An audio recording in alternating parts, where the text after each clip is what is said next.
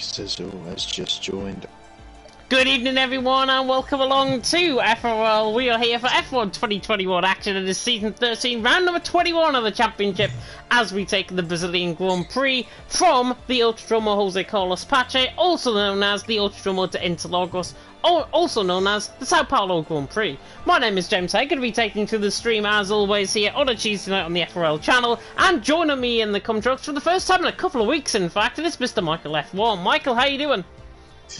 Hello, James, and I'm happy to be here for this track, especially for the Brazilian Grand Prix, which is it's got a name for so many actions, especially down in turn 1 and down in turn 4 in particular.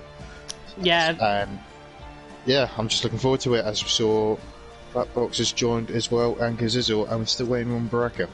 We are still waiting on Baraka. I think we're waiting on maybe one more driver as well, so we might be up to 14 in terms of tonight's action. And, as Michael already said at the start of the stream, yes, Kazizel is racing. I must have put a very late attendance. I certainly didn't see him put an attendance down.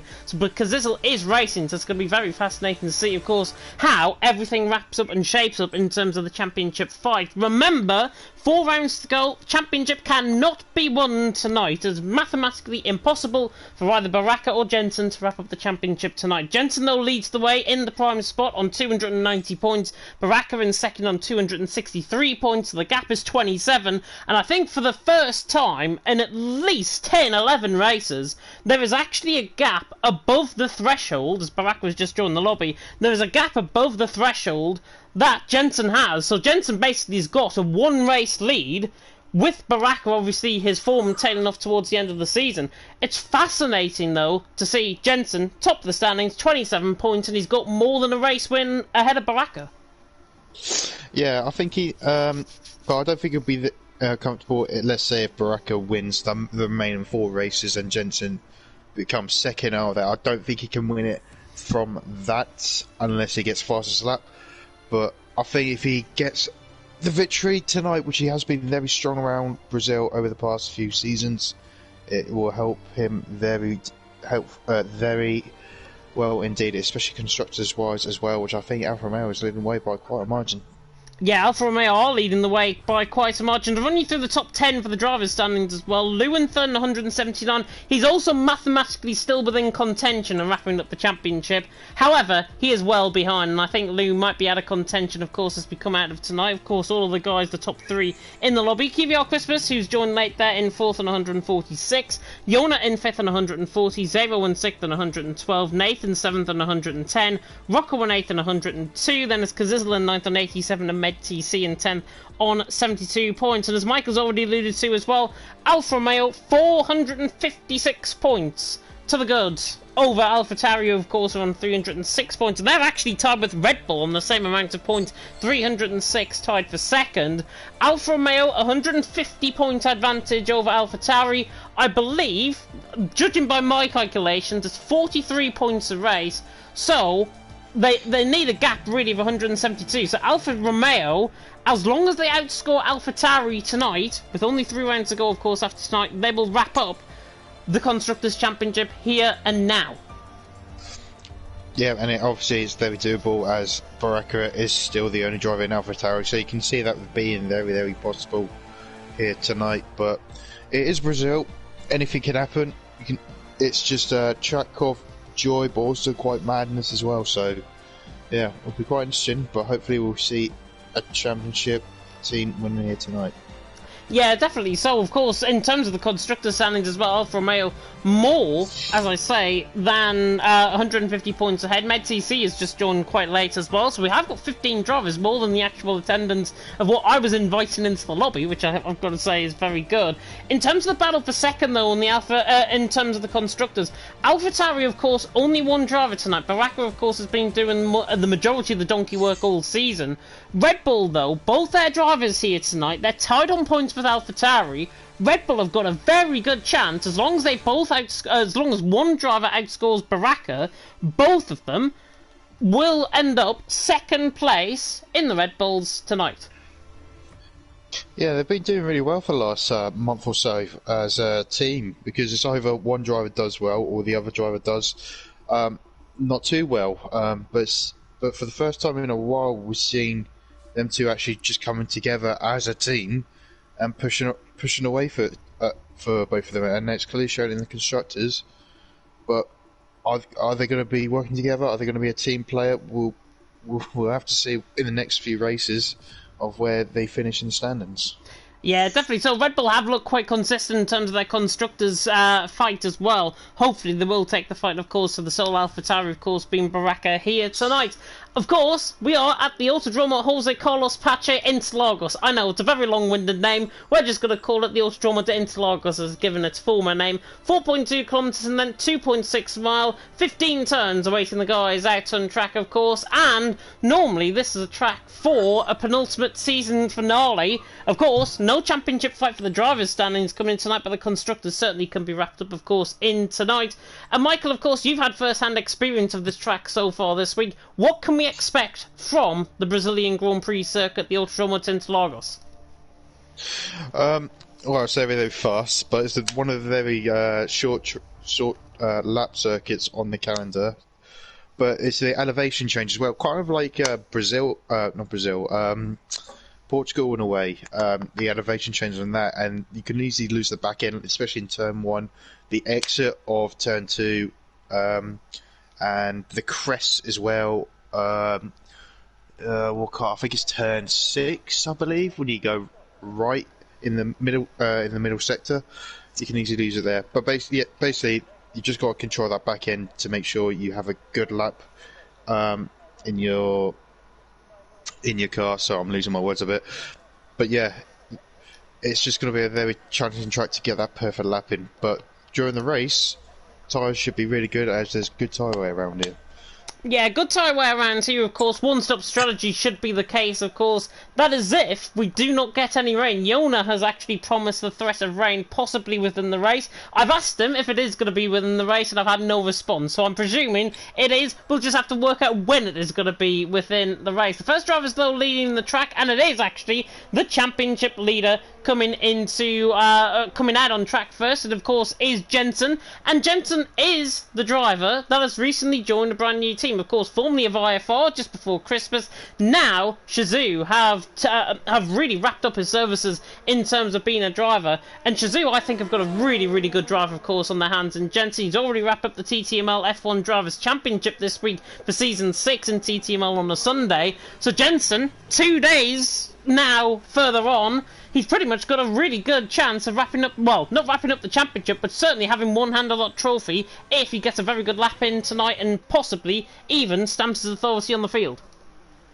Yeah, I can't argue that. I mean, he has had the experience, he has had the upper hand as well, if we think about it, for the last 2 seasons now.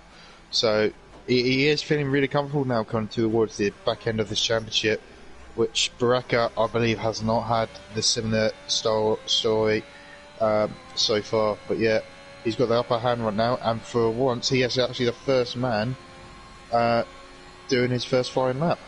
Yeah, he might have a bit of traffic actually coming through turn 1. I think Smalley might be just leaving the pit lane there in the Aston Martin. Luckily, I think he's further up the road than actually necessary. Jensen, though, through turn 1 and through the CMS of turn 2. And then on the run down towards the Cida del Lago, of course, at turn number 4. It's a very short first sector, probably one of the shortest first sectors ever on the calendar. 16.5 through the first sector from Jensen. I thought he invalidated coming through turn 4, right on the limit there. Now coming through turn 5, and then up towards the hill, of course, at turn 6, where Fernando Alonso famously got into trouble in 2009, through turn 7, and then at the top of the hill, the highest point of the track, Smalley just in the way there, coming through turn 8 at La Manja, and now coming through the left hand of turn 9, and then through towards the highest point of the track of them all at turn 10 at Cottovello. And then on the run down through Cottovello, we go to Magulio at turn 11, and then through to the next left hand, of course, which is Jun South. 50.3 through the middle sector from Jensen. He has got a Haas just in front of him. I think that's Med TC on an outlap, if I'm not mistaken. It's certainly one of the two Haas's at least,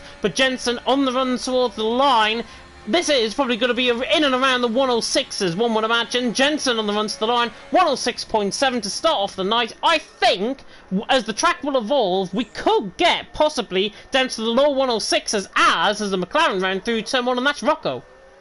Yeah, but here comes a match. I believe Christmas is coming up to the line now. He's fast of all, and he is by quite, by wow, like 3/10. So yeah, I think Jensen might have had a little bit of trouble with the Aston Martin because the dirty air is not very great round here. But I thought he would gain a lot on the back straight with the house of the toe, I believe. But yeah, as we see, Kazizel on the first medium runner, I believe, is he going to cross the line first out of the two? No, he's not. It's Mika, I believe. No, it's not. Sorry, Kazizel is. Sorry, I'm just getting a little bit mixed up. But here comes Kazizel on the mediums. And he goes fourth ahead of T-Hawk with a 7.4. Baraka still in the pits, who is next across the line. Looks like it's going to be a McLaren of Rocco, is it? Yes, it is. Oh no, I do apologise. It's TC who's dropped in the third with that with a 1 minute points. I'm sorry, I've lost my words completely. But yeah, as Rocco goes 8th at the minute with a 24.4. That's not really a good lap from him via traffic. Yeah, 24.4 from Rocco. He did spin coming through turn 1. He got caught on the curb too much, and obviously the McLaren now on a proper lap. He's on the run down and towards the turn 4. But it's a 16.5 through the first sector. So around about Jensen, Med TC sort of area through the first sector. Christmas the Lad on top. 0.3 of a second ahead of the rest of the field at this stage. That is a really good banker lap, I've got to say, from Christmas. Yona is now coming in towards the pit lane once again. Christmas the Lad on top. Jensen second, Med TC in third with 5 minutes gone in the session. Blackbox, by the way, said in the Discord, sorry if you heard me singing, lads. I didn't realise I had my headset in and in-game chat. So to the 14 drivers that might have heard that, so unfortunate. To everyone that didn't hear that on the stream, well done. I don't think you probably want to hear him singing, to be honest. Well, yeah, we don't want to have that communication between the lot of drivers in the lobby anyway. But is that going to affect his speed? We don't know because he's about to start his lap right now. Is anyone else coming up to the finish their lap? I don't think so. So I think this could be his. Oh no, Davey. No, he's got invalid. So yeah, I think Blackbox is the only one on a flying lap, which I don't think he is now. He's invalidated. Yeah, invalidated coming through the right-hander of turn 2, which is so unfortunate. The FER man, of course, recently signed to the FER team there in 15th position, doing a good job. He has actually been learning a wheel, which is really good, and no assist, which, of course, he's been competing in TTML F1. He did actually show a little bit of pace, actually, in that race, of course, in France on Sunday. So Blackbox hopefully going to try and replicate that form and hopefully get a top 10 finish, of course, here in FRL tonight. Christmas the Bad on top, Jensen second, Med TC in third. We've got to say, by the way, Rocco has gone 5th, 106.9, of course improved on that 122 lap time that he had. So Rocco there in 5th, but Lou ahead of him, about 500ths of a second, but even coming through turn 12 there on his down lap, Rocco looks really unsteady in that car because the downforce just appears to go one way, and he wants to try and go the other way, so he's got a very, very low downforce setup on, and around a track like this, you need a high downforce setup. Yeah, definitely. I mean, setup is really crucial around here. Like I said, it's elevation change all around you go. As Davey is on his first flying lap with no traffic whatsoever. He just cleared the back cars, just going out of the pit lane, and he's gone 15.5, which is a decent sector. Not the fastest of all, but it's a decent enough to get him up there, probably in the top 5 at least. Holding that inside line as much as you can, because that's the better line through this game. He's duped you coming into the pit lane, hasn't he?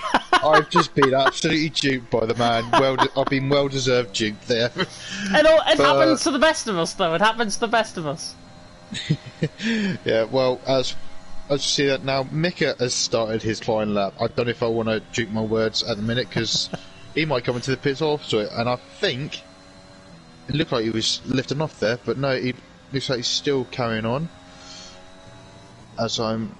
Is there anyone else on a flying lap? I'm not too sure. Yeah, Lou's on a lap. He's behind Teorg actually on a lap. Teorg, I think, is going to get out of the way here in towards turn 10. A real fight of the car, actually, from the Dutchman. Lou is at the top of the hill. Yeah. He was nearly 2 tenths up through the first sector. And we'll now see him try and improve. Coming through Magulio at turn 11, and then in towards Junsao at turn 12. 3 tenths up on his lap time. Lou is looking very quick here. If he can find a really good final sector, however, his run out of Junsao might have just compromised that slightly. Lou, I think, is going to go second. I don't think he'll get Christmas on the run to the line, but he's going to go second with a good lap time here. Lutes the line, 106.6. He does go second, and I mean, he's a tenth and a half ahead of Jensen as well, so that's going to stand him in really good stead for the rest of qualifying.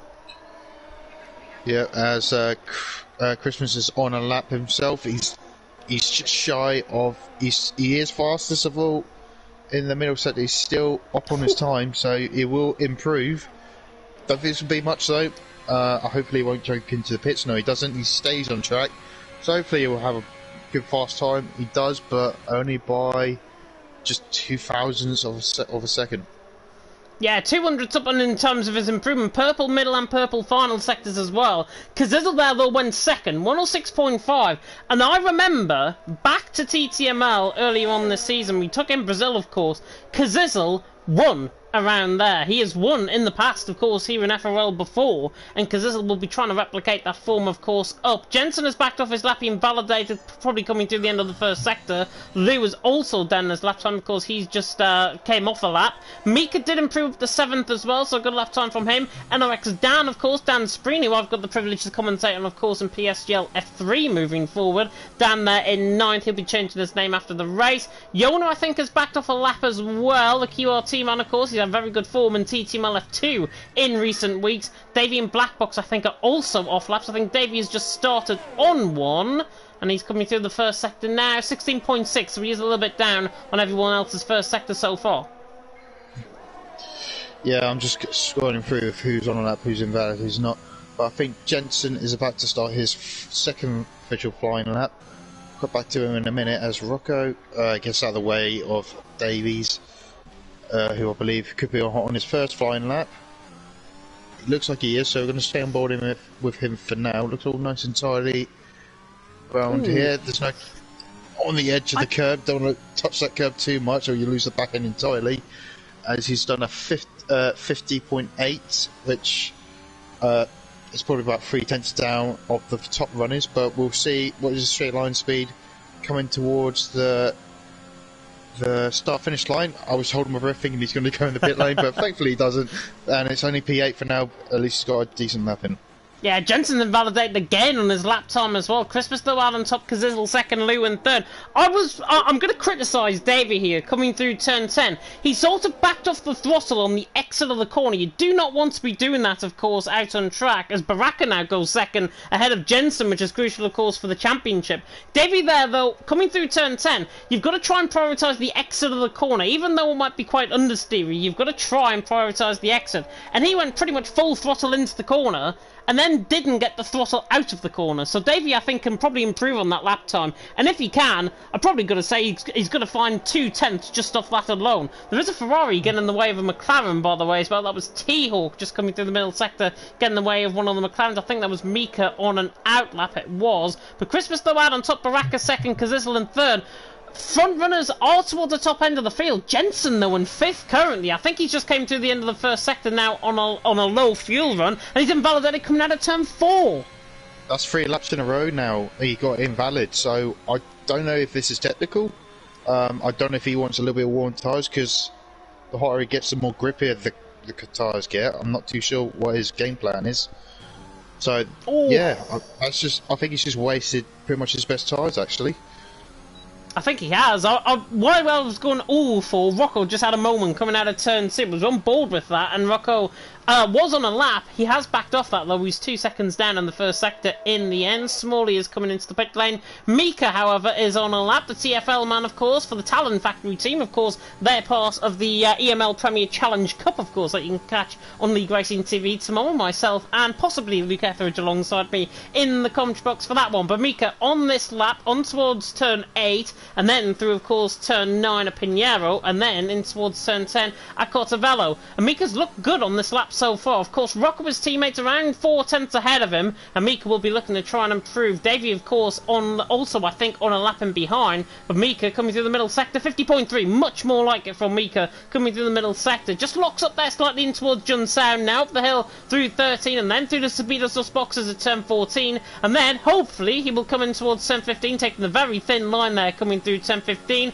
and Mika on the run to the line. He does improve, and he goes 8th, and he's only 1/1600th of a second off his own teammate.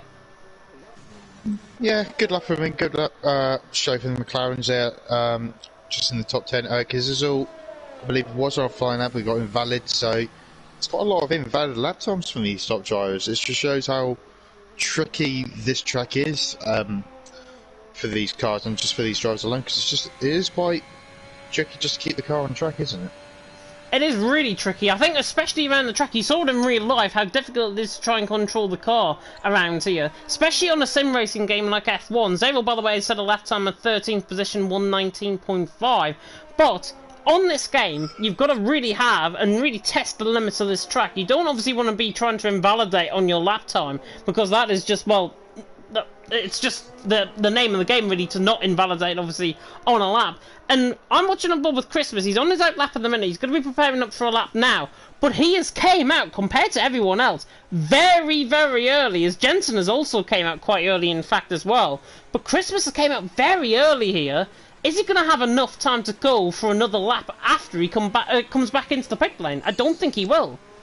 No, I don't think he will either, but the main crucial thing is he's got clear track, he's got no traffic, he's got no problems with dirty air because there's no one ahead of him, so I think this is quite the perfect time to come out from his standards. Yeah, definitely. So Christmas on the run down in towards turn number 1. I will read out your predictions, by the way, in just a second. This is the curb coming through turn 1 there, and now through turn 2, and he's already butchered his lap because he's just invalidated coming out the centre S at turn number 2. So Christmas really, really, I think, living up to his name there, invalidating and maybe just being a little bit of a bottle on that lap. And it means now he's actually got more time, if he wants to come into the pit lane. Sorry, Jensen did exactly the same thing coming out of turn 2. So the Alphas are struggling. I think they're just feeling the pressure for once this season, as Baraka is now out on his out lap, and he already did his first banker lap, already jumped into second, a 10th behind Christmas, so I think he's got a good chance for pole here. He has, to be honest. Yona, I think, is also on a lap. He's coming through the middle sector. He's got Christmas just in front of him. The QRT man has been electric in qualifying sessions recently. TTML F2 on Thursday. Take that as an example, because Yona was absolutely rapid then. And now, coming through the middle sector, 50.2. So he is on the pace of the likes of Baraka and the likes of Kazizel towards the top end of the field. And it's going to be so close to where Yona actually fits in. Through the speedo sub boxes at turn 14. And then through the left-hander of 15, is he going to come towards the line and go second, I think? He goes fourth in the end. That's literally the fine margins of being so close from first down to fifth. You're covered by, what, a tenth and a half?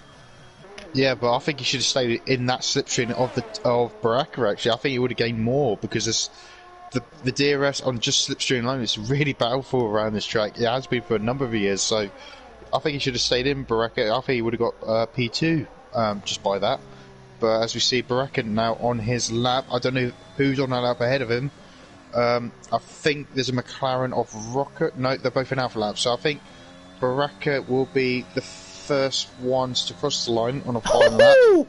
Lou, 49.9, sorry to cut in, I'm on board with Lou. He is on a lap, and he's set a 49.9 through the middle sector. This is rapid from Lou. He's a tenth and a half up. He could go pole position here. Lou now on the run to the line. Is he going to go pole? Yes! By 500ths of a second, Lou on pole, Christmas there in second, but Christmas actually purple in the middle sector, and he's improving by 500ths of a second as well. It's going to be literally fine margins on that lap time. See, with a minute to go in the session, Christmas now onto the line, and he's still pole position back off Lou. Fantastic stuff. Christmas out on top, Lou in second, Baraka in third. Baraka's backed off his lap, I think. Kazizel, however, is up on his lap as well. He's purple in the first sector, I think, and now coming through the middle sector, 49.9 again. He's slightly off Lou, and he's had a bit of moment coming through turn 11, over-rotated through Junsao, and he is out now of the session. He will be improving no more than fifth. Jensen, by the way, found 2 tenths on his lap time, and he went fourth on a second lap, I should say, on that sort of soft compound tyre.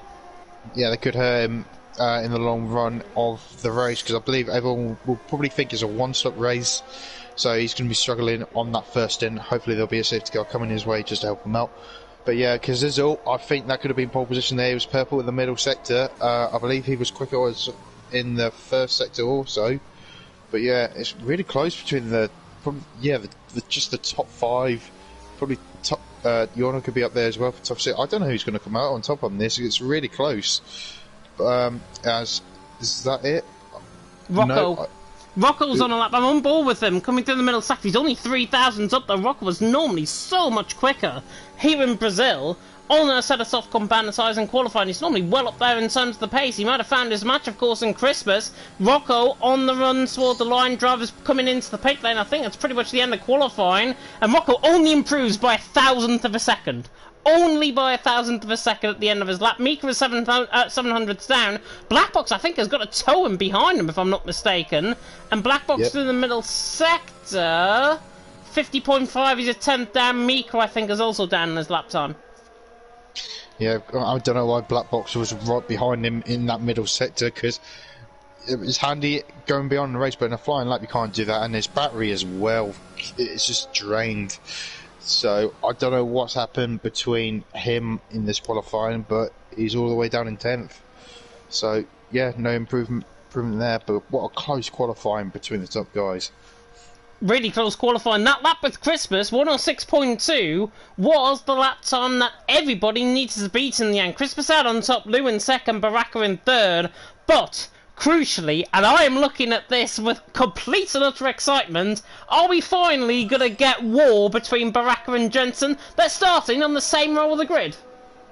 Well, Baraka needs to put up a fight. He needs to get his elbows out to keep him behind, because it's all or nothing. I know Jensen can't win it at all this week, but putting him ahead of Baraka is not going to help him any better. So he needs to get his elbows out to close this gap down, because it's all or nothing really for him.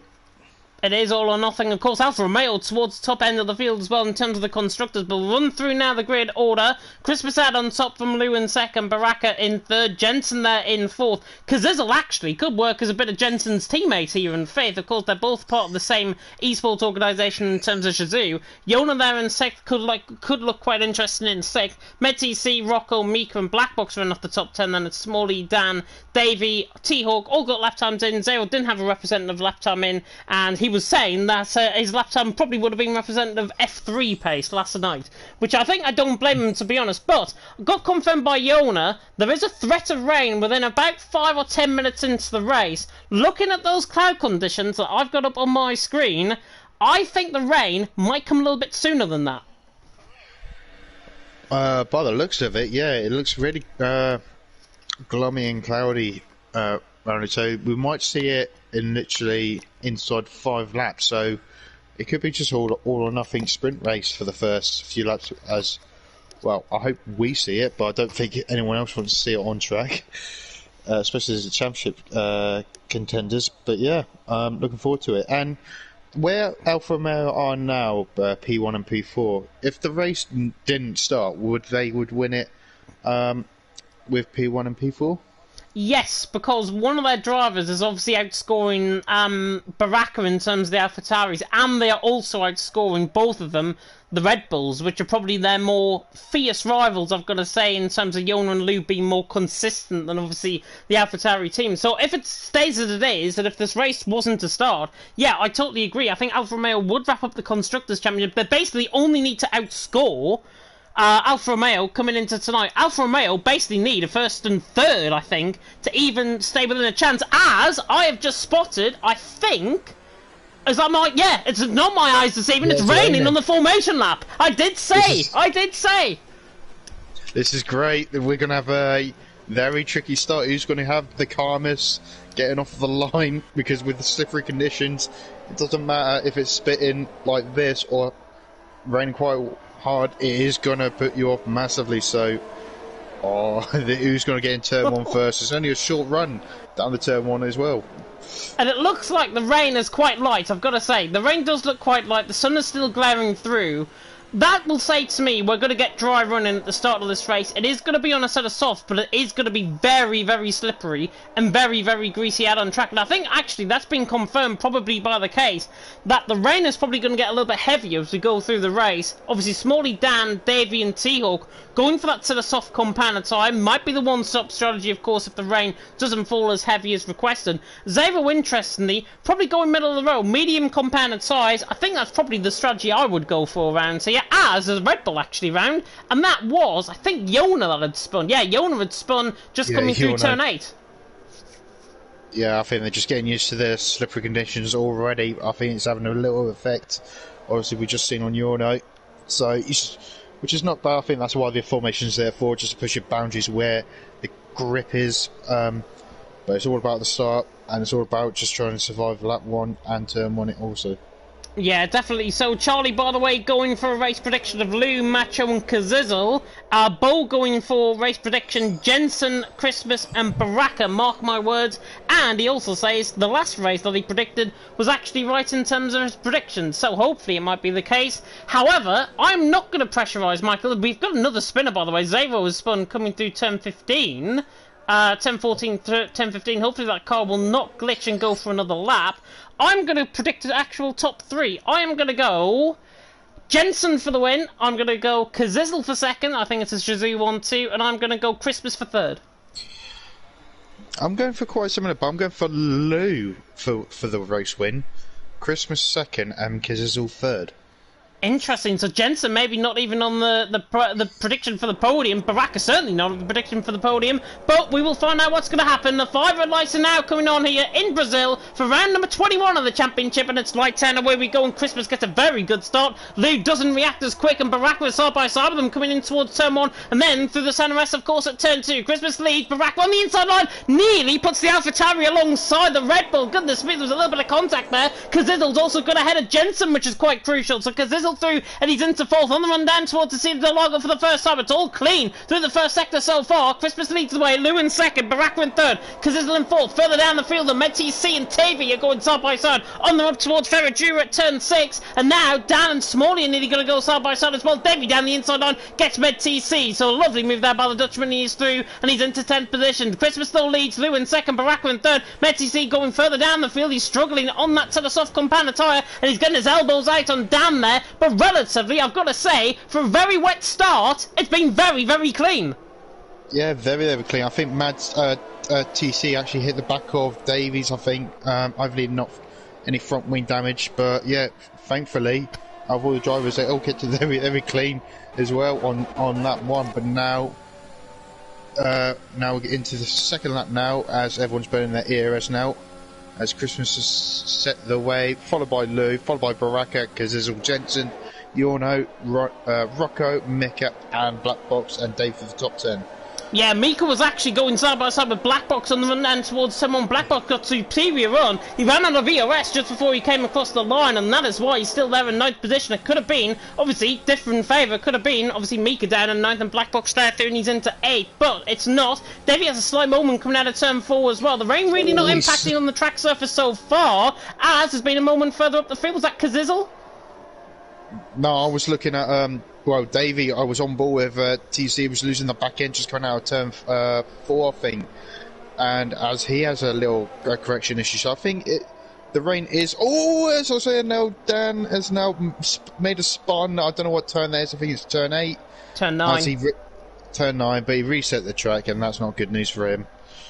He has reset the track. I don't think he's got any damage though, luckily, but I can already see, look at the track surface now, rain has begun to get a lot heavier, and you can see with the yellow little yellow dots pretty much that's impacting on the surface. It's not on board obviously with Christmas, but further down the field, Rocco already into the pit lane, and Black Box is side by side with Mika this time around, down in towards someone. The Brit is going to get the move done, so Black Box through and he's into 7th, Mika down through and he's into 8th. Intermediate conditions, I think, possibly, by the end of the next lap at least. Yeah, I think the rain is the difference between the start and now in the space of 3 laps is literally it's starting to settle the rain slightly. So I think the next lap indeed is intermediate tyres as Davey loses the back end again. Still keeping it on the track with DRS still enabled. As soon as you say that, though, DRS is disabled. DRS is disabled, so everyone, I think, Rocco, T-Hawk, Zero, they've got a big advantage. Still half a lap to go as well before they decide to come in. Christmas is struggling out in front. Lou there in second, really fighting the car, and now it is literally the test of wills and ways, really, out on track. It is a bit like 2012. In terms of Sebastian Vettel, obviously spinning through turn couple of quarters, and MedTC has spun coming through turn 11 there on the mini-map. I can see that. So MedTC is round, and Dan is also off the track coming through turn number 5. And I think actually he's reset the track, he's recovered the car, but everyone now into the pit lane. Just how far up the field is Rocco going to be on that set of inters? I don't know, but I know who's going to lose out more is Jensen, I think. He's going to get hauled up by Christmas. Hopefully not too much at least anyway. Oh, he will.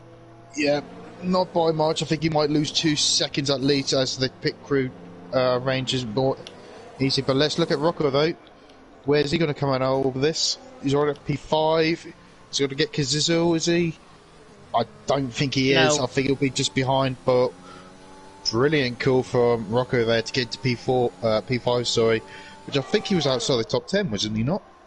I believe he was indeed. Yeah, Rocco now out in 5th, Jensen there in 6th, and it's 3 wide actually further down the field. T-Hawk is now into the points, and Zero is going side by side with him, but T-Hawk is through and he's into P10, so the overcut actually worked. Black Box now in P12, he's right on the back of these guys as Dan has retired coming into the pit lane. Not a great race at all from Dan, he retires out of the, into the pit lane. Luckily, he has retired in the pit lane and not crashed it out on track and caused a safety car. Christmas the Wild on top, Lou there in 2nd, Baraka in 3rd. Top 3 are beginning to pull away because there's lost a little bit of time in that pit stop, but Jensen lost around 2-3 seconds as you mentioned, but look at how far he's off the pace of Rocco. Now I'm going to say this now, Jensen will probably lap up these guys further into the race because he is so quick on that set of inters. Watch out for him, that gap will come down to under a second probably in the next 3, 4, maybe even 5 laps. Well, looking now, I think he's already closed up. Anyway, in that last sector, he's already down under 2 seconds, and he's got clear air ahead of him, while everyone else in front of him's got in like a little train, really, but at the same time trying to keep the car on the racetrack. Zero's going side by side with T-Hawk. There's a little bit of contact between them both, and I think Zero just overlocked his brakes slightly, went into T-Hawk's left side, right side as the camera was panning, and T-Hawk just made a little bit of contact there. He was on the inside line, entitled to it. Zero just came across in his line slightly. Sure, there was an apology in the party. Zero through and he's into P10. T-Hawk probably not going to be having fun with that one. Yeah, Black Box was side by side, neatly with T-Hawk coming out of turn 4 and 5. But up the hill, you cannot get past. And these guys, of course, stuck in a DRS train, stuck in a technical DRS train as actually Black Box tries to send it down the inside line, and the Williams doesn't get the move done. Christmas leads the way, Lou in 2nd, Baraka in 3rd, pretty much the same gaps. Look at the gap, though, between Rocco and Jensen. I did say it'd be nearly a second. It's 1.3 seconds off the back of Rocco. Yeah, I think he's gone for a wet up, I believe, but just by looking at that as well. But yeah, but as we have seen from Rocco, though, in qualifying, didn't look very comfortable out on track, but maybe he's got a wet setup on. We don't know. We don't until this race plan unfolds in a few laps' time to see where everyone is realistically. But yeah, he is closing up to this train, and I think he just needs to just concentrate, just get past these cars one by one, because it's not going to be easy on a wet circuit like this. Somebody that is struggling in the wet circuit. I think you're coming on board with the same battle I am. Jonas down the inside line of Mika in towards turn number 4. Is he going to get the move done at the Cedar de Largo? Just about. The McLaren is still there on the outside line, the Red Bull on the inside line. It's very difficult. If you get caught in the white line there, you're going to end up spinning the car. Jonas managed to do that nicely, and now Mika's still side by side with him. Now on the helicopter cam, coming through turn 7, and then in towards the right-hander of turn 8. This is a great battle between them both. Davey's just probably watching this thinking, go on Mika, go for the move. He's going around the outside of turn 9, but I think the Red Bull's going to come out on top. Mika might just launch this down the inside line, and it's still side by side, coming through turn 10, but Jonas on the traction, gets the move done. Really good driving that between them both. Could have easily been a bit of contact in that. There wasn't. Clean as you like. Jonas Thuney's into P7. Lovely, lovely battle that. Brilliant driving from a pair of them. Oh, Mika's still keeping it in the straight line. He's lost the back in there. He's going to lose drivers. So we're coming up the hill. He's going to lose vulnerable straight line speed to Davey. Is he going to send it down to turn 1? No way. No, he turned off his DRS. I was on board with him. He turned off his DRS and he wasn't going to go for that move at all. I tell you, I think he was thinking, like, just give each other a little rump here and there so I could just get past. But no, that clearly didn't. As Mika is trying to get past, catch up to Yono once again. Hopefully stay with him as well. But look at Jensen now. he's at the back of Rocco already. But now, is he going to find a way to get past? Catching the car is one thing, overtaking is an absolute another. Kazizel has just been left for dead really from Baraka. Nearly 3 seconds the gap now, so, and he is spinning those rear tyres up quite a lot actually. So, I don't know if he's got a problem, or has he just got through a drive setup?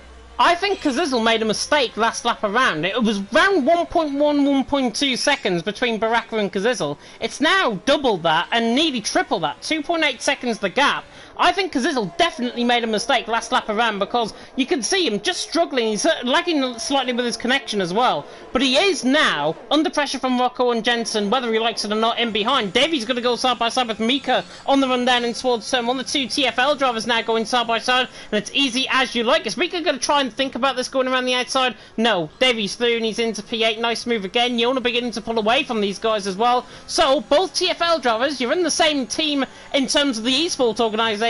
I think you've got to be in the same team to try and catch back up to Yona, because Yona is now beginning to look quite rapid on that set of inters. Yeah, he does look like he's on the upper hand of these inters. He looks more comfortably, but we'll see now. Now Davy's got released now. See if he can catch up to Yona, as Jensen is getting very, very close to Rocco. Obviously, there's no really overtaking points in the middle sector unless you're side by side like Rocco and Yorno, Mika and Yorno was 2 laps ago. But as Kazizel is slowly picking up the pace again to outstretch Rocco, and the gap is still stretching a little bit by him and Baraka. It's like just over 3 seconds now. So the top 3 actually, they are comfortably setting their own pace.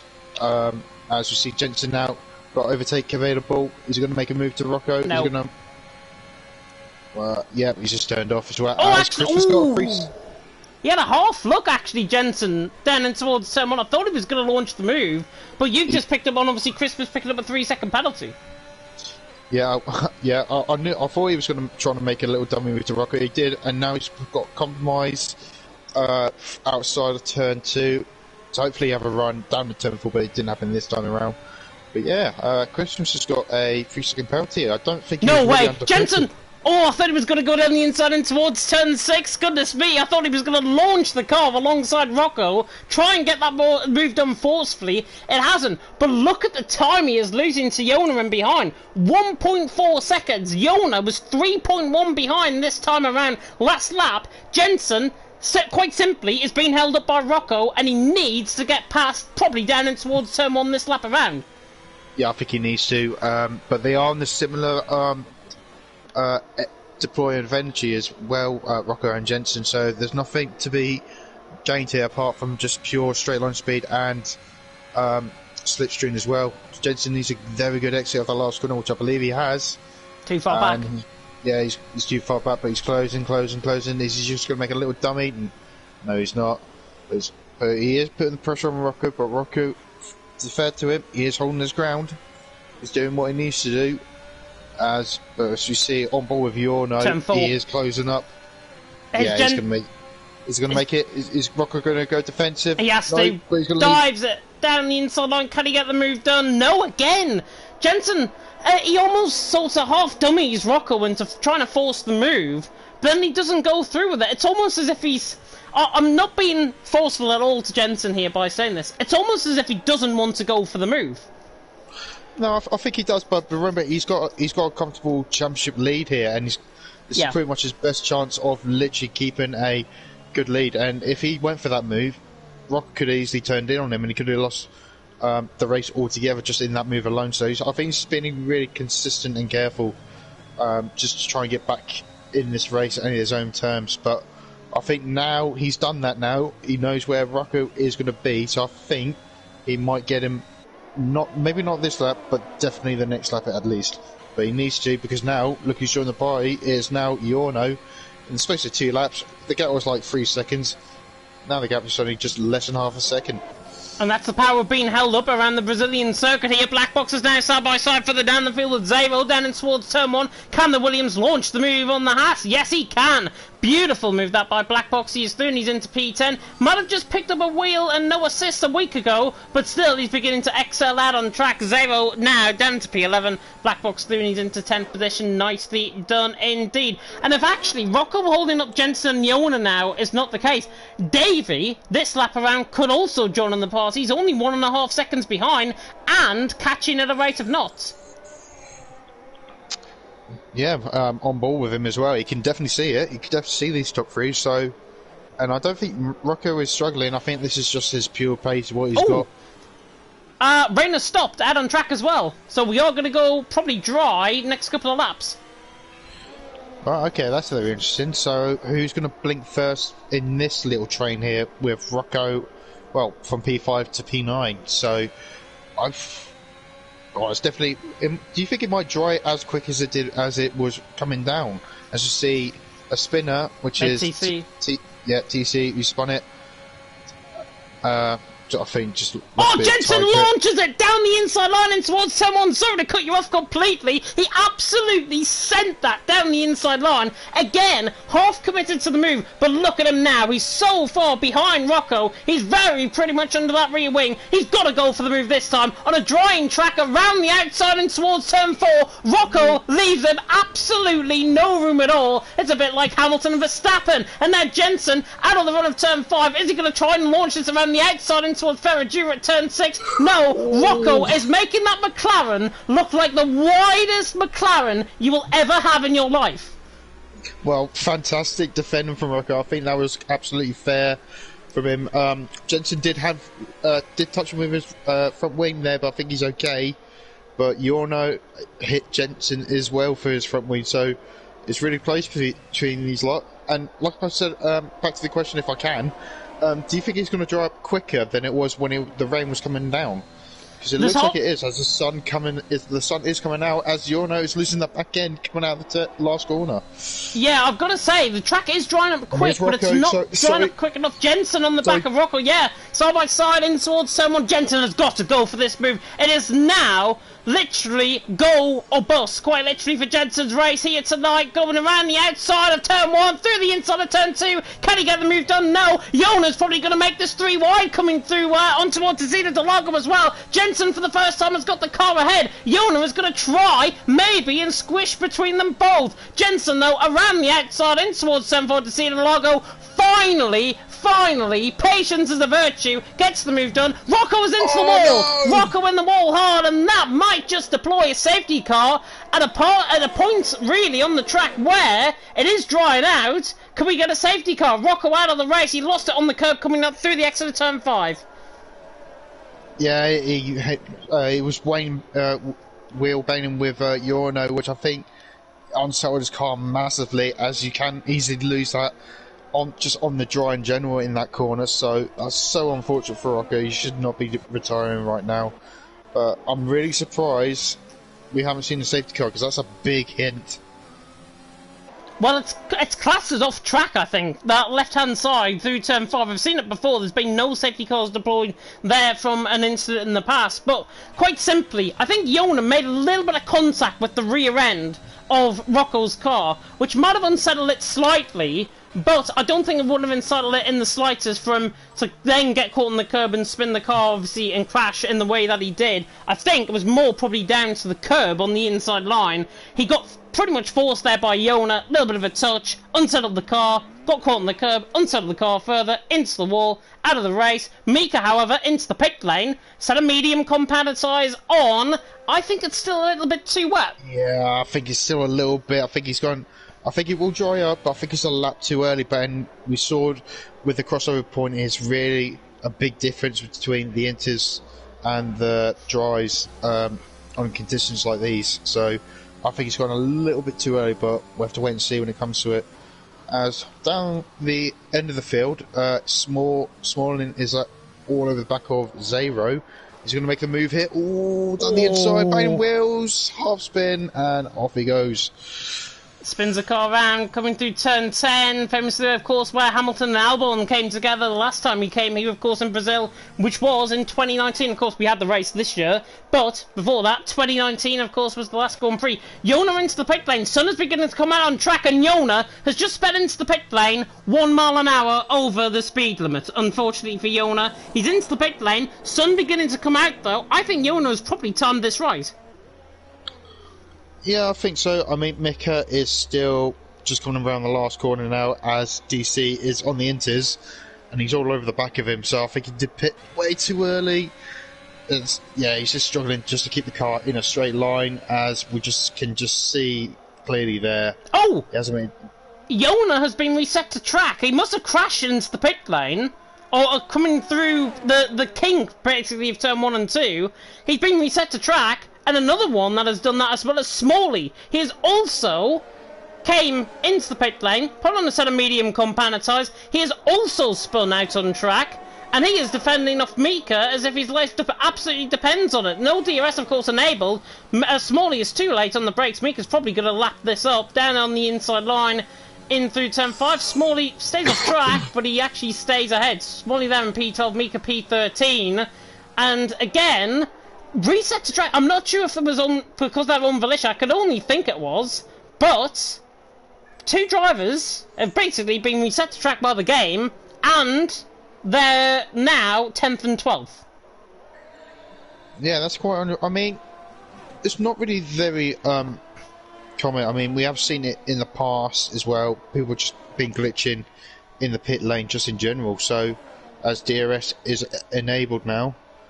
So we should see drivers coming in now, and well, I would say Yorno would have the upper hand, but with that weird restart to track, hopefully he won't get penalised, because I don't think he was meant to restart. But yeah, it's just a very unusual thing to see, really, especially two drivers as well. But let's just keep it on the leaders, see what they do. Obviously, they will probably have to come in, as I don't think Jensen will get held up at all, because I think the gap is way too big between the two teammates. I'm also watching this gap, by the way, for the lead. How is Christmas 3.6 seconds? He's now into the pit lane, actually, Christmas. How is Christmas 3.6 seconds ahead of Lou? I really don't know. I think Lou was just pushing just to get back at these guys, or just smooth driving from Christmas. Because remember, Lou is still mathematically still in a chance of the championship. I think that's what was on his mind, because I think he's just pushing with all his might that he has, and I think he pushed his tyres too much on those inters.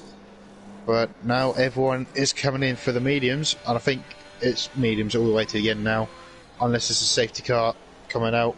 This could be the finishing order as it stands. I, by the way, have not seen a DRS enabled yet, which is I did.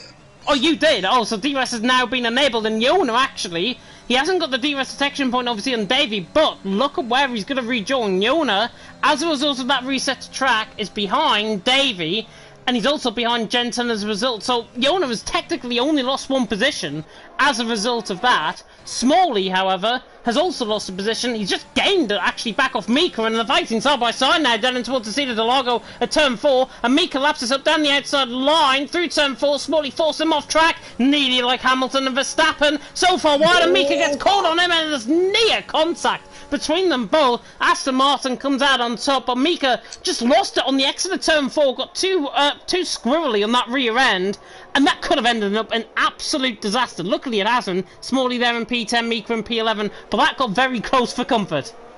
Yeah, it definitely did. He got, again, just on that curb. It's like the outside curb of turn 4 or the inside curb of turn 5. It just snapped you into Smalley's round! Smalley is round, coming through turn 10. He's lost it by himself. Mika had no involvement in that, I saw that, and Smalley ran by himself. He's overheated the rears, and now he's down in P12, possibly even towards the back of the field as Med TC now goes through on that sort of soft compound tyres. Smalley there in P13, and now the only battle that we really had out on track has gone. Yona behind Davey 6/10 of a second. Yona probably going to try and let Davey get him back into this to try and close in on Jensen, as Smalley has spun again coming through the final sector. Yeah, I think he might retire at the end of this, because if that mountain spins going on with those penalties as well, I think he's got 9 seconds to his name. So he might retire. Hopefully he won't. Hopefully he'll be a good sport and carry on. But yeah, unfortunate for him. But he managed to save actually Mika though for keeping him in this race, because if he wasn't there, he would have been in the barrier. Yeah, he would have been in the barrier. 5-second penalty, spin into the pit lane, and Smalley retires out of the session. So therefore, he is out of the race, and he retires into the pit lane again. So two DNFs into the pit lane, one crash, of course, in Rocco, and somehow that wasn't a safety car, which I really don't get. Christmas the Lad on top, Lou in second, Baraka in third. Kazizel bangs in the new fastest lap of the race of 1:12.1, and because this race has gone so far quick, we're halfway through already. Yeah, and these lap times as well, they're just going to get even quicker as well. Now the track's going to get drier and drier, as Davies now got a 3-second penalty outside of turn 2, so he has to carry that with him, as Jorno is still keeping the pressure on him as well. He needs to time this move carefully, because it's one of those tracks that it's like Imola in a way. If you're in that DRS train, or just a DRS just battling with one person, you're just going to have like a switch and changeroo effect. It's like one lap you're attacking, one lap you're defending from the same driver. It's one of those things, and we may see a similar thing to this, or hopefully they'll work together to catch Kazizel and have a little battle on their hands. Yeah, definitely. So, Jorno, I'm watching on board with David. My God, how he didn't lose it through turn 11, I do not know, but he was very close to losing the back end just on the exit, on the entrance into Magulio at turn 11. Jorno there in 7th, Davey there in 6th doing a good job. Lap times, as you say, are still coming down. Baraka now with the new fastest lap of the race of 1:10.6. Jensen struggling for pace tonight. Baraka's there in 3rd, Jensen in 5th. The gap between them both was 27 points, of course, coming into tonight. If it stays as it is, both of them without any penalties either, Baraka will be 22 points behind Jensen going into the final 3 rounds of the championship. Yep, as well, Jensen will be just finishing just behind him on track as well. So, yeah, if he kept on like this, he might win the championship if it was like this, just behind him. But I really doubt it. Well, he needs to get like an extra, well, good amount of points ahead of him just to confirm it. He basically needs to get, going into next round, he basically needs to get, because there'll be 78 points available, including the fastest lap points. So he basically needs to get a race win, pretty much, and then he's nearly secure of the title. But he won't be. Pretty much like similar to Rosberg's championship in a way, with these amount of races to go. But yeah, let's not try and focus about that, as we still got halfway of this race to go. Anything can happen. As now Jensen is now setting the pace now, as Jorno follows up. Jorno down the inside line of Davey in towards turn 1, and a lovely move down the inside line. Davey literally was going to try and come back there at Jorno. He didn't, and Davey got very, very sideways there. He's got the DRS. But pretty much that slide just cost him the position. Jorno now through, he's into P6. Very, very nice stuff indeed. And of course, they have got penalties. And to run you through the penalties, actually, very quickly, Christmas has got 3 seconds along with Kazizel, Davey and Mika. And Jorno, 5-second penalty for speeding in the pit lane. So Jorno needed that move, really. He's got to pull out another 2 seconds to Davey to try and secure him that P6. Yeah, but like I said, hopefully he can open that 1 second so he can actually get pulls away. If not, he's just going to have Davey to follow him for the whole end of this race, because the DRS and overtake are just so powerful around here, as the drivers are still getting quicker and quicker by the laps coming into the end.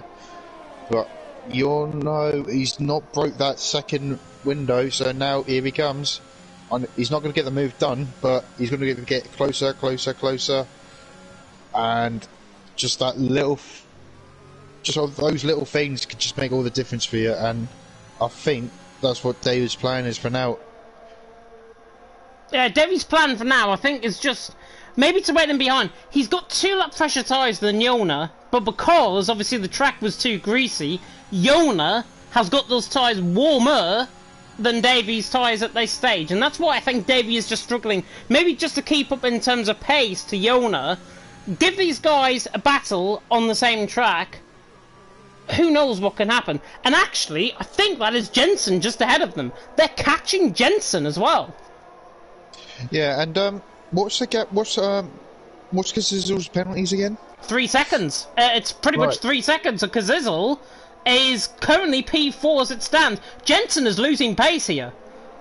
Yeah, because I'm pretty sure the gap was 2.5 seconds the last time I looked.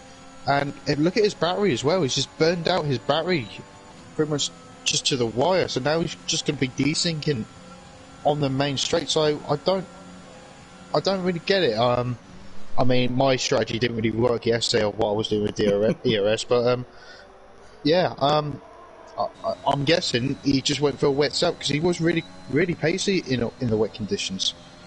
He was really pacey, but again, if I was Davey and Yona at this stage, I'd be putting differences aside. Put one driver in front of the other. I would put Yona in front of Davey at this stage.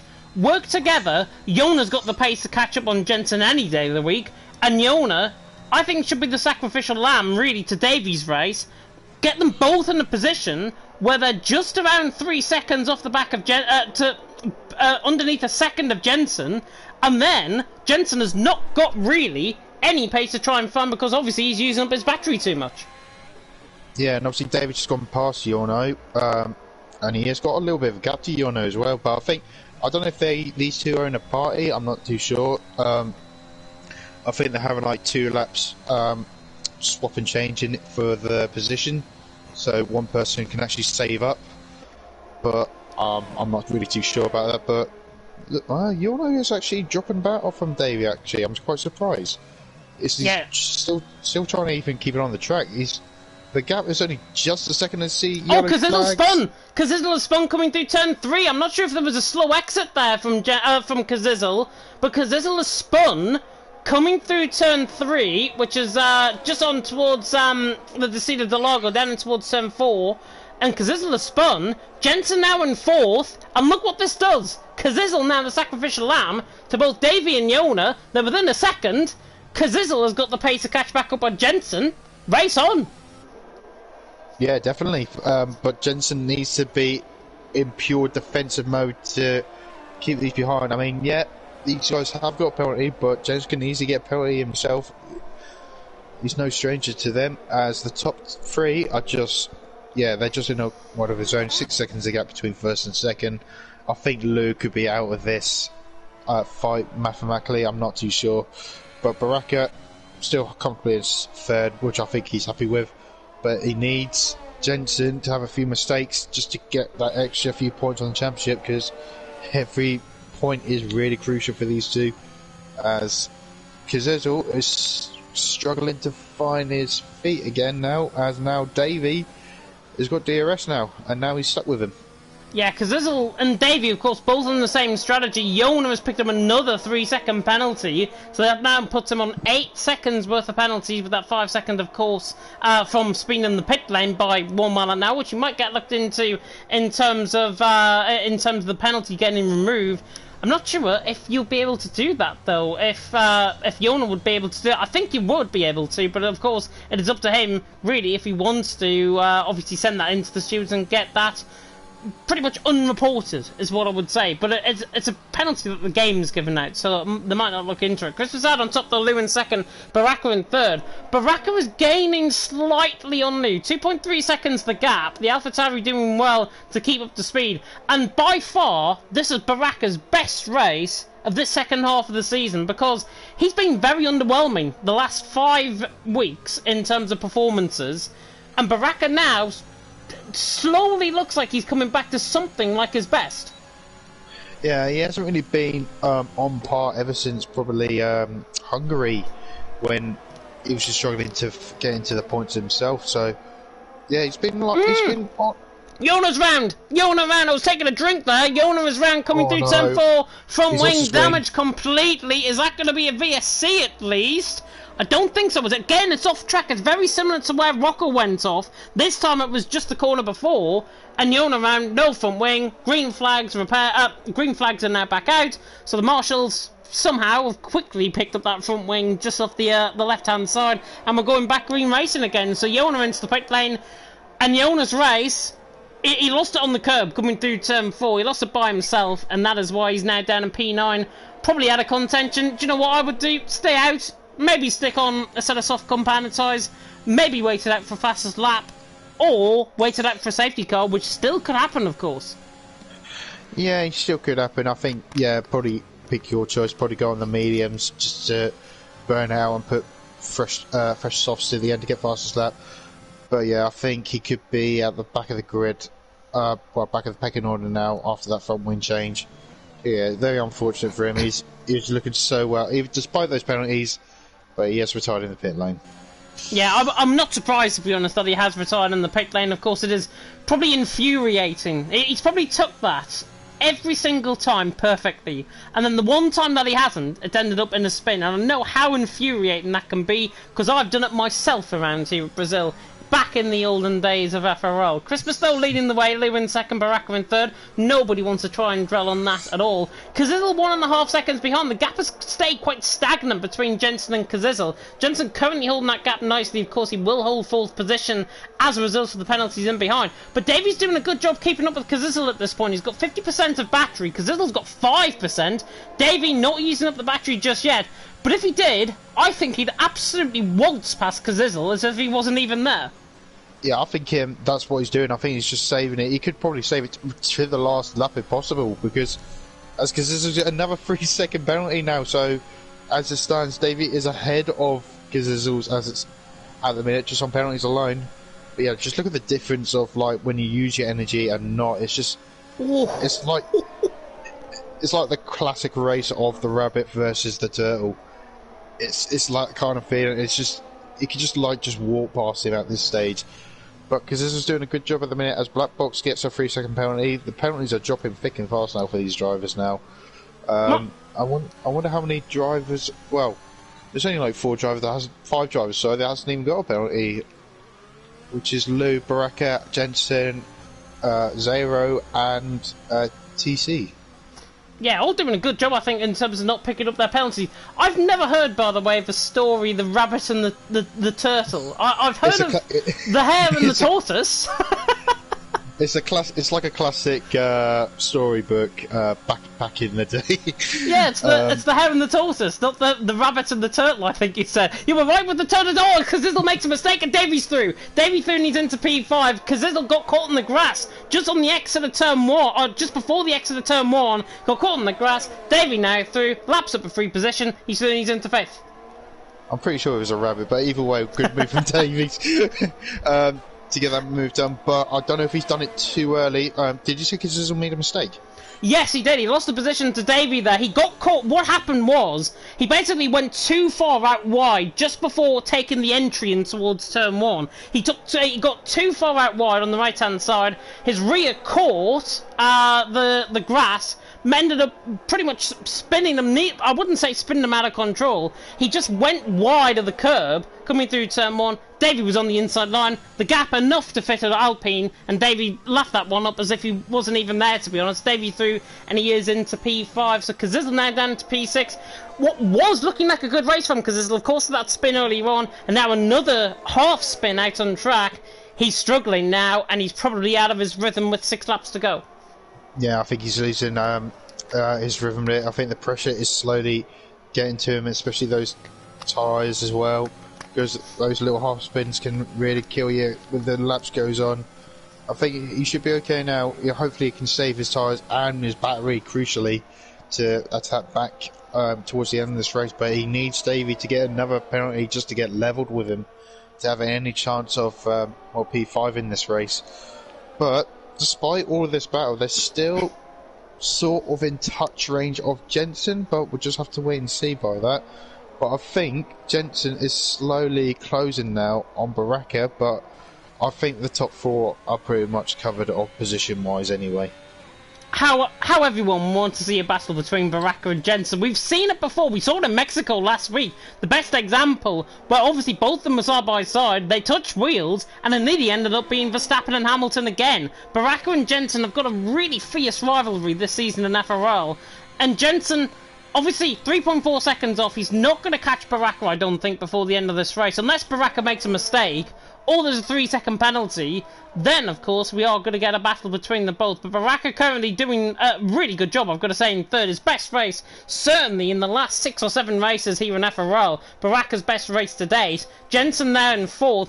Kazizel again trying to close up on Davy down and towards turn 4. He's still not close enough. The TFL man currently holding up the Shazoo man, of course. And leading neatly on, of course, you can go and catch the EML Premier Challenge Cup event with both TFL and Shazoo in. You can join me and Luke Etheridge from, I think it's 7:30 for that one, if I'm not mistaken. And you can tune in for Austrian Bahrain on League Racing TV. I just thought I'd get a little bit of self-promotion out there. Why not? I mean, you got the time to do it, as we only see the battle is only Kazizel and Davies for position, as Mickey gets a 3-second penalty himself. But now it is pretty much dying down now, as Kazizel is still struggling to get that power down.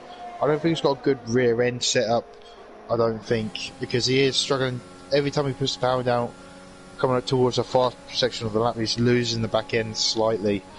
So, yeah, I think that's probably his little downfall, but otherwise, it's okay. But hopefully, I've got to say though, Kazizel, just through that section alone, he looked like he was back in his rhythm there, because that was perfect going through there. There is a yellow flag in sector 2. It's meant to see that as round, and Kazizel's right under the rear wing of Davy and towards turn 4, but Kazizel just stays in behind for now. TC is round. Luckily, no damage. I think he's got the car recovered by himself as well, so luckily he's down in 11th position. May as well stay out there, because you never know. Somebody crashes ahead, safety car, final 3 laps, and I thought I got excited there because somebody did, but it's him round again, isn't it?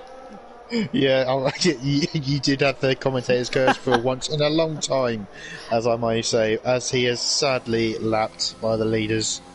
Hopefully he won't retire. You got this far, as Kazizel gets another 3 seconds, so that could be game over for position-wise, but I think he should still go for it, just for the fun side of it, as now he is pretty much making Davies use his energy now, just to defend, as TC has now retired. I think damage is done for him. He tried his best. I think none of us can really blame him for retiring. But yeah, Kazizel is making Davey use his energy deployment now. It was like around about 30%. Now it's pretty much in a single digits now. So Kazizel and Davey, it's just a fight to the line really. Who's going to be out in front on track? Kazizel's beginning to get back into his rhythm. We've got 3.5 laps to go. Crispus in the lead, Lou in second, Baraka in third. Pretty much your podium positions there sorted, unless there's a 3-second penalty, maybe for Baraka to turn it, obviously, to Jensen's favour. Jensen there in fourth, 2.9 seconds behind. This main battle, though, Davey and Kazizel. Kazizel locks up in towards turn number 10 at Cotavello at the top of the hill, coming through turn 10. And Kazizel, again, through this final sector, he seems to struggle, and the rest of the lap, he's perfect. If this track just got scrapped of its final lap, its final sector, Kazizel would honestly be through on Davey at this point in the race. And Davey taking the thin line, trying to defend off Kazizel. He's defending thin air at this point because Kazizel is nowhere near him. And I think with Kazizel's lack of pace now, Davey may as well just defend thin air for the rest of the race, because I don't think Kazizel's getting through. No, I don't think so. I think it's just that last corner. He needs to focus to get that car hooked up on that last corner. And if he does, then the position is surely his. But David can easily do that back to him on the next lap. But yeah, because he's got no energy at this point, nor is Davey either. So I don't know who's going to come up top of these guys. I don't know if this points really matter for these guys. I'm not too sure, but I know position on track just means everything. I mean, you wouldn't be carrying on fighting with a guy if it doesn't mean anything. So good respect between these two guys, and hopefully Kazizel can actually keep his composure, especially in this last corner, which he has much struggle with actually. And again, he just I don't know, every corner, like you said, every corner he just does it really well and perfectly. But I think when it comes to the moment when there is an overtaking opportunity of the lap, he just can't do it. He can't do it, and I think it's really down to his setup, I think. We're on the penultimate lap of the race, by the way. Christmas leads the way, Lou in second, Baraka in third. Cazzizzle just seems to struggle. Through the first and middle sector, I've rode on board with him plenty of times, but I'll ride on board with him again. Again, he's not close enough down the straight here in towards turn 4, but look at the closing speed. He's got more of a straight line speed setup compared to a downforce setup. And I think he was probably imagining that it was going to rain again later on in the race. It wasn't. And Cazzizzle there in 6th has got his setup wrong, basically, and he cannot get through on Davey after making those mistakes. Those mistakes, pretty much, the nail in the coffin, and Cazzizzle's pace just hasn't shone as a result of it from the rest of that race from those 2 spins. Yeah, I mean, this could be his last chance. I mean, no, 2 chances actually, as both of them have got up to 20% now on battery, so they can both defend and attack. As T-Hawk is now on the soft compound, I think he's going to try and get that fastest lap for the extra point. So good luck to him. As now Cazzizzle, he looks more closer than he was previously. And here's the closing speed, massive closing speed despite no energy. He's not close enough, but he's close enough to get a good exit out of turn 2, will he? He does, but Davey just done the same line as he done, and it's pretty much even Stevens through this part, so it's pretty much a drag race towards the end of at the end of the finish line. If Cazzizzle saves up his ERS, he is going to be right there. P6 position, 0.3 of a second off Davey. Don't launch it, go for the final lap of the race, go for pretty much the final corner, coming through 15, if you get a good run through there, you're going to be pretty much out on top. Cazzizzle, Christmas, coming through Jun South for the final time, he is now on the run up the hill and towards the Beatles boxes for the final time, and Christmas has absolutely dominated this race. It has been an absolute brilliant victory from pillar to post, from lights out to flag. Christmas wins. T-Hawk also gets the fastest lap of the race coming across the line now as well. But I think he might be alright. He went wide on the last corner. Yeah, I think he's okay. But no, that was a bit of a scary moment, as Cazzizzle knows it. I think he lost it on penalties as well. As Davey does a typical thing of crashing over the line. But yeah, that was a tense up between them 2. But apart from them 2, I mean, I'm not really ashamed to say it. It has been quite a boring race in the second half of the race, if I may say so. But yeah, all points matters, especially for the 2 title chip contenders. Baraka does come out on top over them too. He does. Yeah, Christmas though wins. Lou in second, Baraka in third. Of course, we'll go to the interviews party in a minute. Mika is coming across the line as well. Teal, by the way, he came across the line behind Christmas, but he is still on a lap, which I don't... it's unforgivable. And Mika actually steals the fastest lap of the race off him. So T-Hawk, I think, has slept there to just losing the fastest lap of the race. But he's going to pick up P10. He is going to pick up another round of points as well, which is very good indeed. And I think he's going to have a bit of fun. Slows down across the line and comes across the line to finish in P10 in the end. But it is, of course, Christmas who takes another win out on track. The form has really been with him, of course. And Alfa Romeo have also wrapped up the constructors' standings as a result. Drop the day awarded by the in-game fans, also Davey. And thank you, by the way, to the person that told us to shush through the final couple of laps. We will not shush. We're commentators and we like to do it. So if you don't mind, go away. So nice, rightly said myself. Because this is pretty much a little commentator. This is commentating. This is what it does in real life. You don't tell Martin Brundle to you shut up, do you? So why tell us to? Well, I mean, Martin Brundle gets about 50,000 angry tweets saying, oh, well, you're absolutely rubbish at commentary and you shouldn't be doing it for the rest of your life. However, he's been one of the F1 main commentators for the last, 15, 16, maybe even more years than that, which is unbelievable. And obviously, big credit to everyone who commentates, of course, within this community. Every single person is very talented indeed. By the way, I've just clicked on as well. First 4 have remained in the same position. Christmas has won, from Lou in second, Baraka in third, Jensen in fourth. That means Christmas and Jensen, because they outscored one of the Red Bulls of Yona, who DNF'd, of course, Jensen there, P4 and Christmas P1, Alfa Romeo wrap up the Constructors' Championships, even with Red Bull and AlphaTauri finishing in between in second and third as a result of their drivers. But Christmas out on top, Lewin second, Baraka in third, Jensen there finishing in fourth. Gap between Baraka and Jensen cuts down to 24 points coming into next week, of course, in Australia. So we're going back down under next week. Davey there in fifth. I don't know what that Australian accent was, by the way. Davey in fifth, because this will in the end in sixth. Zavo in seventh and 15th on the grid drove well. Black Box there in eighth. Mika there in ninth. And T-Hawk ran off the top 10. Those are the point scoring finishes. And the only finishes, of course, out on track with MedCC, Jonas, Smalley, Rocco, and the final driver, who I haven't pressed advance on, is Dan, right down the back of the field. He crashed quite early on in the race. But Christmas out on top, Lewin second, Baraka in third. We'll head over now to the interviews party, I think. Yep, we'll do, and I'll see you there. I will see you there indeed, and now I'm going to find my way over when I can. Get the notification of I've actually been invited to the party, and we're going to come in to the party now. Really hope you enjoyed that race, of course, by the way, on the FRL channel. If you did, like, comment, subscribe, of course. Take that notification bell, of course, if you are new. You can hear a lot of talking in the background as I just joined the party. And now we can come, of course, to our man who finished in P1. Of course, it is QVR Christmas. And Christmas, since this new name, you've really made a habit of trying to win every single race that you've been competing in. This was just an absolute domination drive from you. Talk us through it.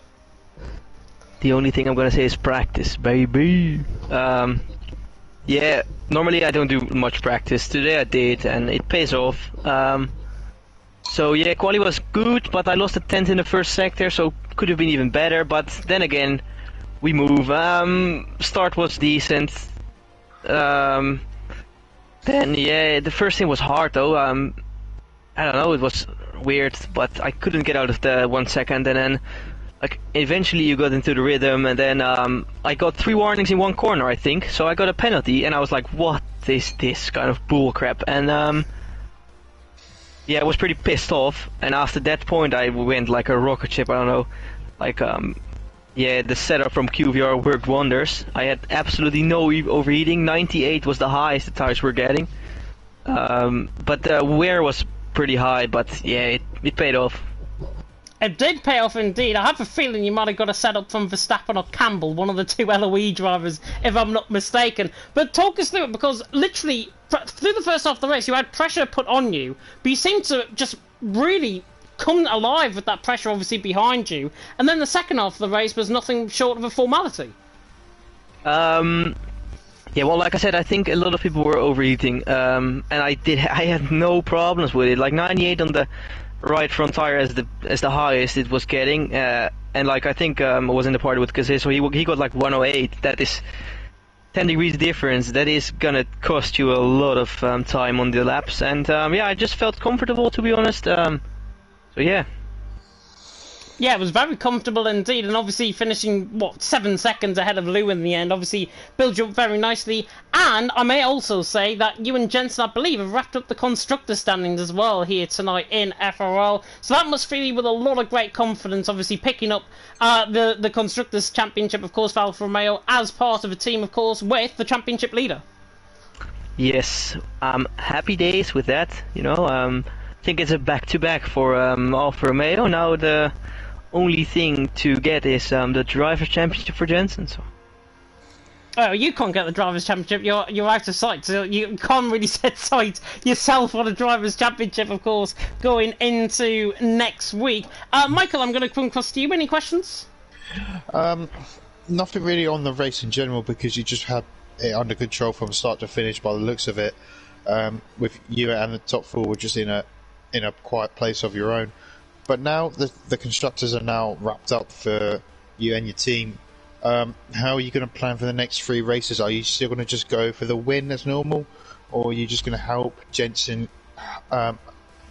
to his another championship drive? Yeah, well, I was walking with Jensen about it, and he instantly said like, you've cost me a lot of points this season, and I know that, but like, obviously I'm gonna help him as much as I can, but if there's a chance to take the win, I'm definitely gonna take the win. I'm not like Rubens Barrichello or something, like, who gave away the win. Yeah, definitely not. And obviously going into Australia next week as well. How do you think you're going to get on? I'm gonna go for the win. I know I have a very good pace there.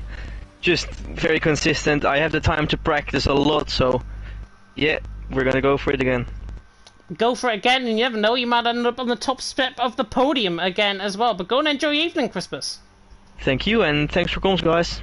You are No very worries. welcome indeed, and we'll now move on. I need to see who's in the party first and foremost. I think we will have our man who, of course, who finished in P2, and that was Lou. And Lou, obviously, from your perspective, you tried to keep the pace with Christmas early on in the race. Talk us through it, because obviously your drive was still stunning enough to finish second.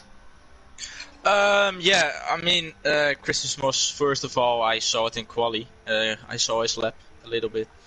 And I already thought, yeah, I can get this man in race. So I just tried to keep close in the rain to get back to dry again and get the DRS, but that didn't work out actually. Felt quicker in the rain at the beginning, but then the dry came, and yeah, lost time to him. GG's on the win for him, by the way. Yeah, in terms of obviously, well, we had that changeable conditions from a set of inters to a set of dries. Were you always expecting just that little bit of inkling for the rain to continue on a little bit further? Because it looked like you had really good pace on those inters. I hoped it to get a little bit more rain, but like, yeah, you can't control these things. It is what it is. But yeah, I was definitely feeling comfortable in the race, in the rain, and. Yeah, in the dry, when it was still a little bit raining, I wasn't comfortable at all. So I would have liked a little bit more rain, but that wasn't the case today. Yeah, it wasn't the case today, but obviously still a P2 result, I think, for Red Bull. Fantastic. And I also believe, because you've outscored AlphaTauri, with Baraka, of course, finishing in third, I believe you now take second in the constructor standings. That's very awesome to hear, actually. Oh, of course, Baraka only being the other driver, and you obviously finishing Yeah. as the own Red Bull. But because of your advantage, I think you're 3 points ahead of AlphaTauri going into next week in Melbourne. So at least something to fight for in terms of the constructors as well. Michael, I'm going to come across to you. Any questions?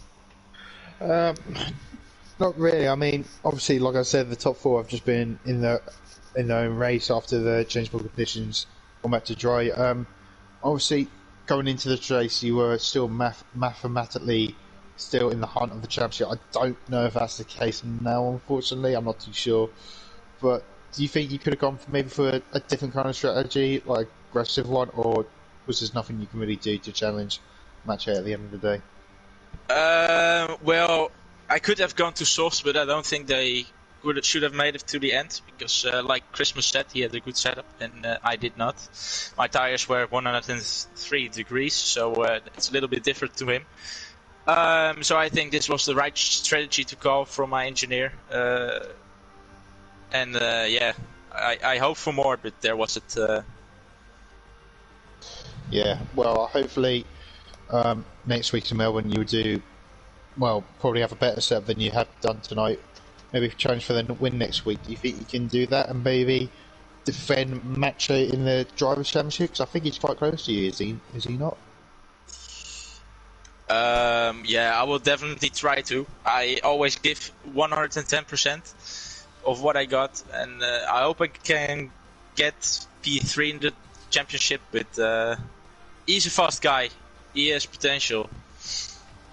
Yeah, well, ever since he won it in his home race back so many weeks ago, he's just been on fire ever since. So he's putting you under pressure, but you're doing so well to keep him behind at least. So good luck for Australia next week. Hopefully you'll come out on top and just have a fantastic race, and well done for your second place.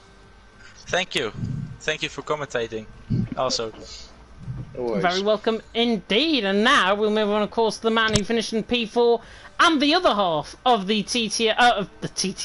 FRL Constructors Champion for Season 13 is, of course, Jensen. And Jensen, you've made a really good habit of winning championships, I've got to say, this week. P4 for you, though, I've got to say, bit disappointing. Yeah, I definitely could have got the win today, but I think getting held up in the pits and getting held up by Rocco was just, yeah. pretty much settled it there. I probably lost about 10 seconds alone from that, and yeah, if I was up there, I wouldn't have had to dump all my energy to try and catch up, but I couldn't get him in the end, so I had to settle for P4, but definitely could have been P2 or more, but yeah. Yeah, definitely. So we saw you behind Rocco in all of that as well, and I was literally saying in commentary, Rocco must have made that McLaren look the widest McLaren you could ever see on a racetrack. It was absolutely unbelievable to watch. But obviously it was a fair battle between you both. Well, a little bit's unfair. He moved on the braking in turn 1 when I went for a move, and he put me on the grass in the braking zone when I was completely alongside him, which I don't know why he was trying to do that. It's literally like ridiculous that. But then I was giving him as much space as he needed. Yeah, didn't show the respect back, but in the end I made the move anyway, made my point. And yeah, I was lost at least like 5 or 6 seconds from being behind Rocco. And yeah, it was just annoying at that point, because in the end that probably cost me second today, but it's still P4, and of course Constructors, it's alright. Yeah, of course, Constructors' Championship wrapped up for Alfa Romeo as well, which is obviously fantastic. And obviously, in terms of the championship for TTML, which you picked up, of course, on Sunday, you do seem to be making a habit of picking up these Constructors and Drivers' Championships as well, and hopefully that form might continue, of course. Michael, I'm going to come across to you. Any questions? Yeah, obviously you lost the time in the first pit stop, which I don't think there was any fault between either driver, because obviously if Matthew stayed out, he would have lost out massively of the change of conditions. So I think there was no harm done of what happened. It was just one of those things. So, like, what was your mindset after that pit strategy? Was it just trying to get through as much as you can through the field? Because obviously you were the championship leader by a long way. Did you want to take much risks trying to get past Rocco, or was it just hopefully there'll be an opening gap when it comes to it? Because obviously Baraka was still up there fighting for the win, and you were still down in P6, I believe. So yeah, what was your mindset in that? I think pitting when going on to the inters, I wish I pitted a lap earlier, because I would have jumped into the lead. From pitting that lap earlier, sort of Rocco jumped massive amounts from like 2 seconds behind. When entering the pits, he came out like 2.5 ahead out. Yeah. But yeah, if that happened, it would have been different, I think. But yeah, I think he was outside the top 10 as well, I think, when he made his stop. So, and he came out in P5. So he did make the perfect call on those conditions. But at the end of the day, you haven't lost too much positions championship wise, because you did finish just beyond Baraka. And if you continue doing this through the last 3 races, you could still win it, but obviously that's not the case in your eyes. I think you just want to go and win it all the way, and hopefully you can do that again in Australia, I believe. Do you think you can get a top 3 in that one? Australia is it's a iffy one, to be honest. Australia, I'm gonna have to get some running on that, but I think if I get the race right, it should be okay. But I think I'm just waiting for Jeddah, where I think that'll be my last chance to really get a good result this season. And yeah, it's probably my last chance to extend to Baraka, depending on his pace, because Abu Dhabi I'm not really looking forward to. So yeah. Well, as long as you finish around him, that's all that matters at this stage. It's time, but for now, you still got a comfortable advantage. I think 24 points, as James said. So, yeah, but I wish it could have been. I wish it could have been like it could have been 33 after today. I knew like I had the pace for it, and I felt like P2 was my real position on the pace wise. But yeah, in the end it was unlucky. But yeah. Yes. Yeah, it's just one of those things that both drivers just have to do. Like, Baraka had the upper hand because he was just the only car out there on his own. He didn't have a teammate, so he did have the upper hand on that one. But thankfully, you only just finished just behind him on track. He's in P3, you in P4, so nothing lost too much there. But just congratulations to keep on track, especially against Rocco. and good luck in Australia to have another good fight there.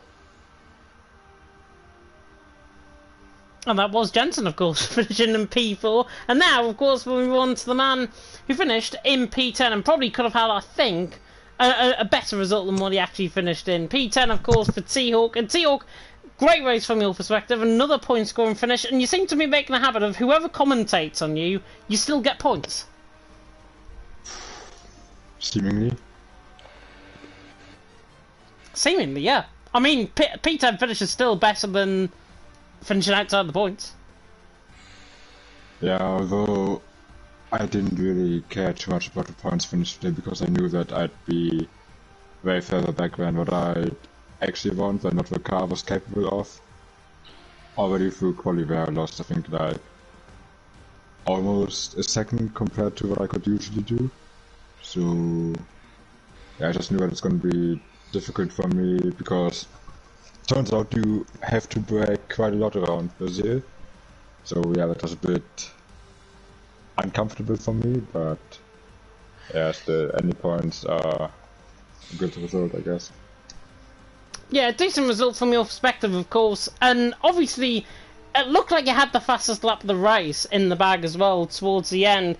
Talk us through, because you obviously passed the line, I think, behind Christmas, and it was a bit weird because you had to go on for another lap and then you lost your fastest lap, unfortunately. Yeah, it's a bit unfortunate because I locked up massively on the attempt of my fastest lap going into turn 1 because my foot was just so done at this point.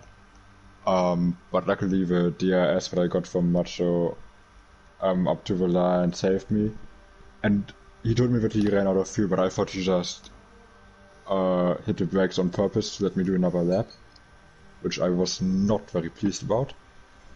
But yeah, I saw that that the McLaren in front of me has also pitted, so I knew that my, I think it was a 108.3, probably wouldn't stand long, so yeah, just a little bit more effort done for completely nothing, but that's just how it is.